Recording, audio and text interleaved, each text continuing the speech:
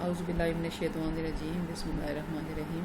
अस्सलाम वालेकुम स्टूडेंट्स, आपको पता है कि हम अपना टॉपिक पढ़ रहे हैं रिप्रोडक्शन, और इसमें हमने देखा प्लांट्स में कि प्लांट्स में जो है वो रिप्रोडक्शन के दो मेन मेथड्स हैं, एसेक्सुअल रिप्रोडक्शन और सेक्सुअल रिप्रोडक्शन। इससे पहले हमने एसेक्सुअल रिप्रोडक्शन पढ़ी जिसे हम वेजिटेटिव प्रोपेगेशन भी कहते हैं, और वेजिटेटिव प्रोपेगेशन में हमने टू टाइप्स पढ़ी, नेचुरल और आर्टिफिशियल वेजिटेटिव प्रोपेगेशन। आज हम स्टार्ट करेंगे अपना next topic, sexual reproduction in plants.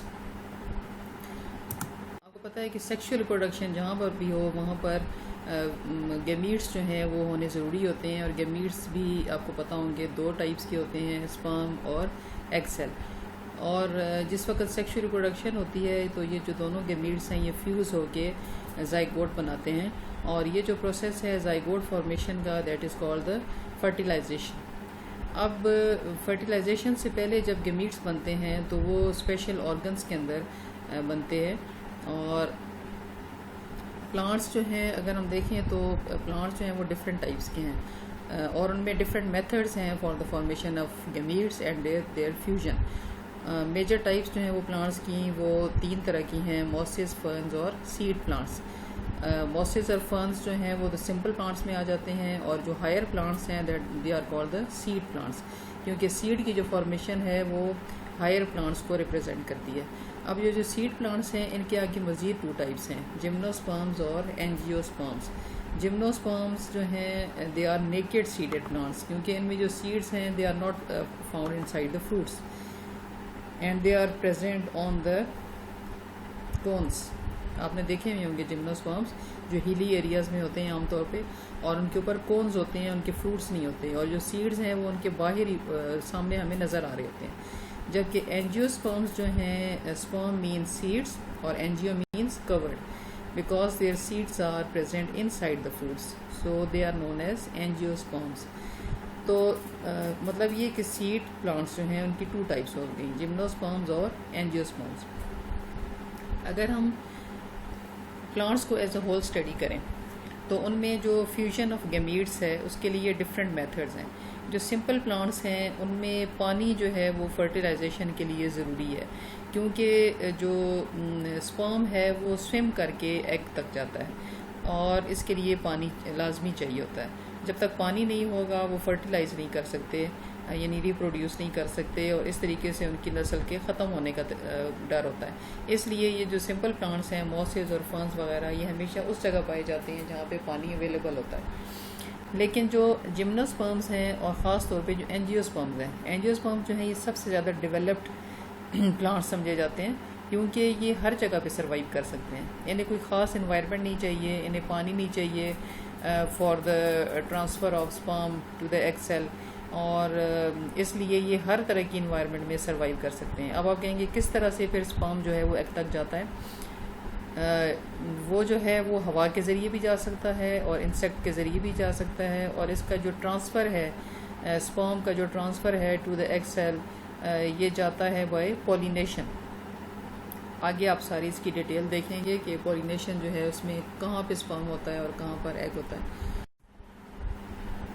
बहरहाल अगर हम प्लांट्स को स्टडी करें तो प्लांट्स का जो लाइफ साइकिल होता है, मतलब उनकी पूरी जो एक लाइफ होती है, जिस वक्त एक प्लांट लाइफ साइकिल, अब क्या होगा जब एक प्लांट जो है वो सीड से निकलता है, छोटा सा प्लांट, उसके बाद वो बड़े प्लांट में चेंज होता है, यानी वो ग्रो करता है, उसके बाद वो फ्लावर्स बनाता है, फिर वो सीड्स बनाता है, और दोबारा से उन सीड से एक प्लांट बनता है। तो यहाँ पे हम कहते हैं कि इनकी जो लाइफ साइकिल है वो कंप्लीट हो गया।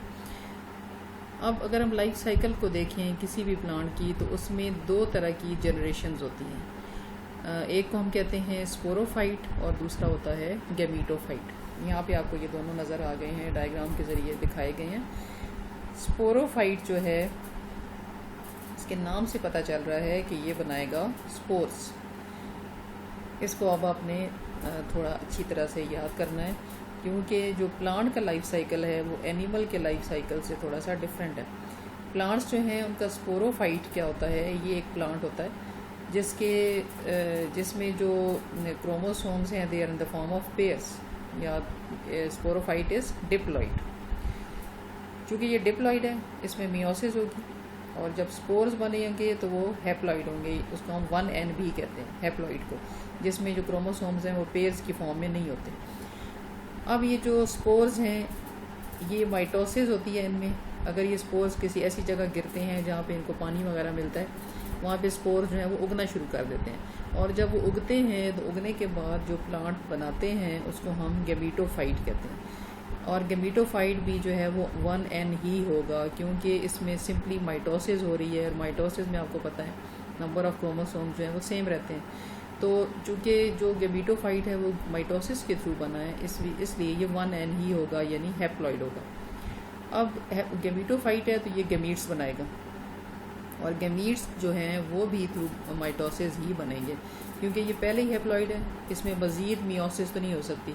वरना एनिमल्स जो हैं उनमें जब गैमीट्स बनते हैं तो उनमें मियोसिस होती है, लेकिन चूँकि इसमें ज़रूरत नहीं है, वहाँ पे नंबर ऑफ़ क्रोमोसोम्स को हाफ़ करना मकसद होता है एनिमल्स में, लेकिन यहाँ चूँकि पहले ही हाफ़ हैं इसलिए माइटोसिस के थ्रू ही गैमीट्स बनते हैं। और ये जो गैमीट्स हैं जब ये यूनाइट करते हैं तो ये ज़ाइगोट बना लेते हैं। अब दो गैमीट्स मिल रहे हैं, 1n ये हो गया, दूसरा भी 1n है, तो दोनों मिलके 2n या डिप्लॉइड ज़ाइगोट बनाते हैं। ज़ाइगोट जो है वो माइटोसिस के थ्रू ही ये चेंज होता है इनटू अ स्पोरोफाइट, यानी जब ये उगता है जर्मिनेट करता है तो ये स्पोरोफाइट बनाता है, लेकिन ये भी माइटोसिस के थ्रू कर रहा है इसलिए स्पोरोफाइट भी 2n होगा। तो इस तरह से देख रहे हैं आप कि इसमें दो जनरेशन है प्लांट्स में, एक है स्पोरोफाइट और दूसरी है गैमीटोफाइट। स्पोरोफाइट कौन सी होती है, जो स्पोर्स बनाती है, गैमीटोफाइट कौन सी, जो गैमीट्स बनाती है। और किस तरह से आप देख रहे हैं कि जो स्पोरोफाइट है ये कन्वर्ट होती है गैमीटोफाइट में, और गैमीटोफाइट कैसे दोबारा से बनाता है स्पोरोफाइट को। तो इस तरीके से प्लांट के जो है लाइफ साइकिल चलता रहता है। अब इसमें यह है कि कुछ प्लांट्स में जो डोमिनेंट प्लांट होता है वो स्पोरोफाइट होता है, और जो गैमीटोफाइट होता है बहुत शॉर्ट होता है, जैसे कि एंजियोस्पर्म्स में होगा, आप देखेंगे आगे। और जो सिंपल प्लांट्स हैं उनमें स्पोरोफाइट जो होता है ये गैमीटोफाइट जो है ये डोमिनेंट है, स्पोरोफाइट उसके ऊपर डिपेंड करता है और उसी के अंदर ये रहता है, वहीं से ये फूड लेता है और वहीं पे ये रिप्रोड्यूस भी कर रहा होता है। तो अब आगे डिटेल्स में आप आगे जाके देखेंगे। बहरहाल इस लाइफ साइकिल को आपने अच्छी तरह याद करना है, इसकी प्रैक्टिस करनी है, और इसमें आप डिफ्रेंशिएट एनिमल से किस तरह करेंगे कि इसका जो गैमीटोफाइट है वो गैमीट्स बनाएगा बाय माइटोसिस, जबकि एनिमल्स में वो मियोसिस के थ्रू बनाता है। अब जो एंजियोस्पर्म्स हैं उनको हम फ्लावरिंग प्लांट्स भी कहते हैं, क्योंकि बाकी जितने भी प्लांट्स आपने पीछे देखे जिसमें फर्न्स आ जाते हैं, मॉसेज आते हैं, उनमें फ्लावर्स नहीं होते, और ना ही ये होते हैं जिम्नोस्पर्म्स में। तो एंजियोस्पर्म्स जो हैं they are the flowering plants. अब फ्लावरिंग प्लांट्स जो हैं उनमें जो स्पोरोफाइट जनरेशन है इट इज़ डोमिनेंट, फ्लावर जो है वो प्रेजेंट होता है, और ये रिप्रोडक्टिव पार्ट है, उसका रिप्रोडक्टिव स्ट्रक्चर है, और उसमें असल में जो फ्लावर है it is a compressed shoot. ये स्टेम है जो बहुत शॉर्ट हो गया है, और उसकी जो साइड पे जो उसके शूट्स होनी थी वो एक छोटी सी जगह पे ही अरेंज हो गई हैं इन द फॉर्म ऑफ वर्ल्स, और इसके मुख्तलिफ पार्ट्स हैं। फ्लावर को भी अगर हम देखें तो उसके हम दो मेन पार्ट्स में उसको डिवाइड कर सकते हैं। जो उसकी आउटर वर्ल्स हैं वो है नॉन रिप्रोडक्टिव, क्योंकि वो रिप्रोडक्शन में डायरेक्टली इन्वॉल्व नहीं होती, और जो इनर हैं वो हैं रिप्रोडक्टिव, यानी फ्लावर ख़ुद जो है बज़ाते ख़ुद वो एक रिप्रोडक्टिव ऑर्गन है, लेकिन उसके अंदर भी अगर हम देखें तो उसको भी हम दो पार्ट्स में डिवाइड कर सकते हैं, नॉन रिप्रोडक्टिव और रिप्रोडक्टिव पार्ट्स में, क्योंकि कुछ पार्ट्स जो हैं वो डायरेक्टली इन्वॉल्व नहीं होते, तो उन्हें हम कहते हैं नॉन रिप्रोडक्टिव वर्ल्स। डिटेल आगे बताती हूँ। वही चीज़ जो मैंने आपको पीछे बताई कि flower is actually a condensed shoot, condense हुआ हुआ है मतलब उसको प्रेस किया हुआ है, छोटा हो गया वो, और उसकी जो नोड्स हैं वो बहुत करीब करीब है। नोड कौन सी जगह होती है जहाँ से शूट अराइज हो रही होती है। तो इसको अगर किसी भी शूट को आप तसव्वुर करेंगे, अगर उसको प्रेस कर दिया जाए, छोटा कर दिया जाए, तो उसकी जो शूट्स हैं वो बहुत करीब करीब आ जाएंगी स्टेम की, और जिस तरह से फूल की पत्तियाँ होती हैं, तो ये एक्चुअली उसकी नोड्स हैं, और वो शूट्स हैं जो नोड से अराइज हो रही हैं। तो वो जो है वो क्लोज प्रेजेंट हैं और इसको हम क्या कहते हैं, वर्ल्स। अब उसके डिफरेंट पार्ट्स हम देखते हैं। अगर फ्लावर को हम देखें बाहर की साइड से तो इसके जो आउटर मोस्ट पार्ट होता है, जो जब फूल खिलता है तो उसके नीचे आ जाता है, उसे हम कहते हैं केलिक्स। मेरे ख्याल में आपको डायग्राम से दिखाऊं तो वो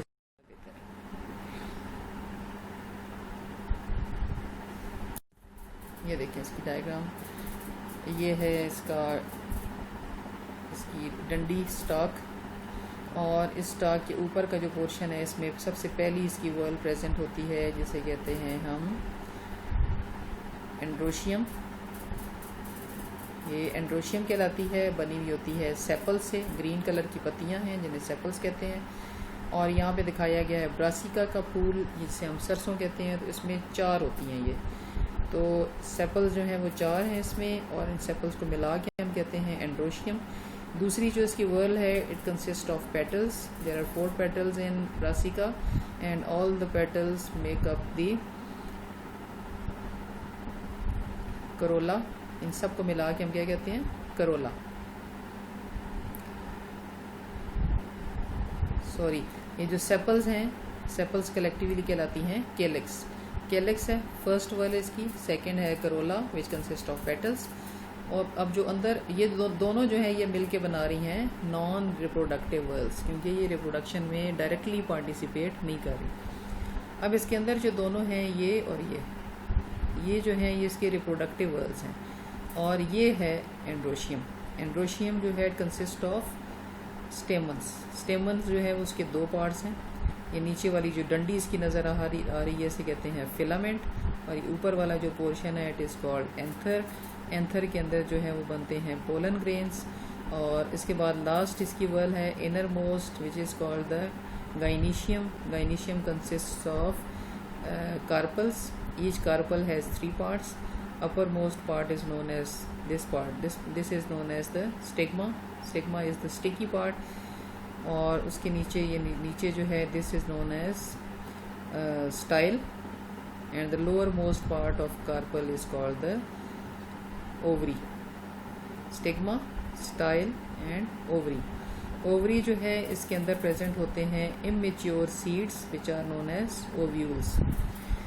तो आपने देखा कि जो फ्लावर है इसके 4 इसकी वर्ल्स हैं। Outer most non reproductive whorl is known as केलिक्स।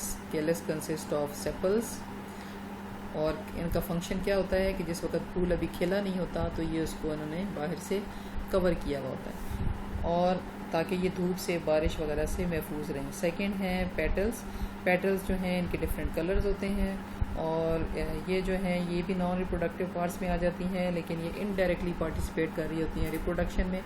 वो किस तरह से कि जिस वक्त पॉलिनेशन होती है तो जो इंसेक्ट्स जो हैं वो अट्रैक्ट होते हैं towards the flower due to the bright colours of these petals. वो जब इसके ऊपर आते हैं, आके बैठते हैं, तो यहाँ पे से जो पोलन ग्रेन्स हैं उनकी टांगों के साथ लग जाते हैं, और अगर एक्सीडेंटली वो टच कर जाएं स्टिग्मा को तो पोलन ग्रेन्स जो हैं वो इसके ऊपर आके गिर जाते हैं, और ये जो प्रोसेस है इट इज़ कॉल्ड पॉलिनेशन। तो पॉलिनेशन जो है वो इसकी मदद से होती है। और आज मेरा ख्याल है इतना काफ़ी है। आपको मैं सिर्फ यही बताऊंगी कि इसके डिफरेंट पार्ट्स कौन से हैं। आप इसको आज इसी तरीके से याद कर लें, और कल हम देखेंगे कि किस तरीके से रिप्रोडक्शन होती है,